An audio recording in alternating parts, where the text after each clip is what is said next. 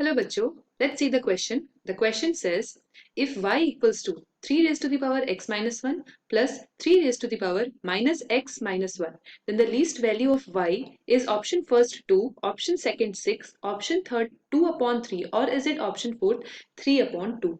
So, the very first thing that we should do is, in our solution, we'll write the key concept, the topic from which this question has come. Okay, तो topic हमारा क्या होगा? It will be inequalities involving mean. Okay, if you are talking about mean तो यहाँ पे हमारे पास कौन कौन से मीन होंगे? Arithmetic mean and geometric mean. इन दोनों मीन के बीच में रिलेशन क्या है? Arithmetic mean is always greater than equals to geometric mean. अगर हम इसका जनरल फॉर्म फाइंड आउट करें तो it is a plus B whole upon 2 is greater than equals to root of A B. यानी arithmetic mean हम कैसे calculate करते हैं? Sum of all the terms upon total number of terms. And geometric mean क्या करते हैं? Multiplication of the all the terms and उसका root कर देते हैं. ठीक है, and to the power 1 upon n, यानी जितने भी टर्म्स होंगे उनका से 1 अपॉन n से पावर करेंगे.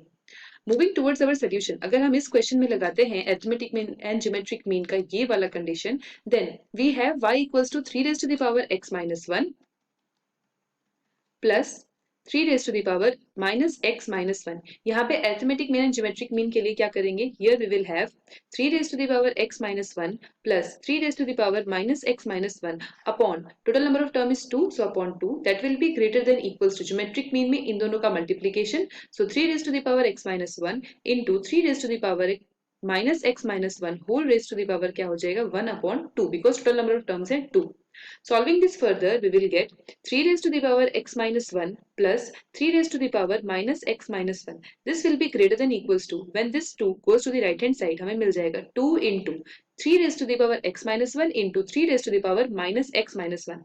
Now देखिए, we know that we have a property that if a raised to the power m plus n, this is equals to a raised to the power m into a raised to the power n. यानी अगर मेरा base same होता है तो powers क्या हो जाएंगे? Add हो जाएंगे. यहाँ पे बेस क्या है? 3, so powers will get added. So in the bracket I'll have 3 raised to the power x minus 1 minus of x minus 1 whole raised to the power 1 upon 2.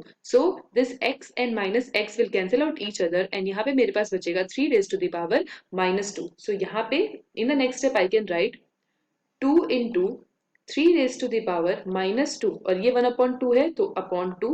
So this 2 will cancel out. तो मेरे पास क्या बचेगा? 2 into 3 raised to the power minus 1 is what? It is 1 upon 3. So finally I'll get in the right hand side it will be 2 upon 3. Therefore I can say that the least value of 3 raised to the power x minus 1 plus 3 raised to the power minus x minus 1 should be 2 upon 3. यानी इसकी जितनी भी values होंगी वो 2 upon 3 होगी या फिर उससे बड़ी ही होंगी. If I look into the option, then option third जो है वो मेरा करेक्ट आंसर होगा, that is 2 upon 3. Hope you understood it well. Best of luck.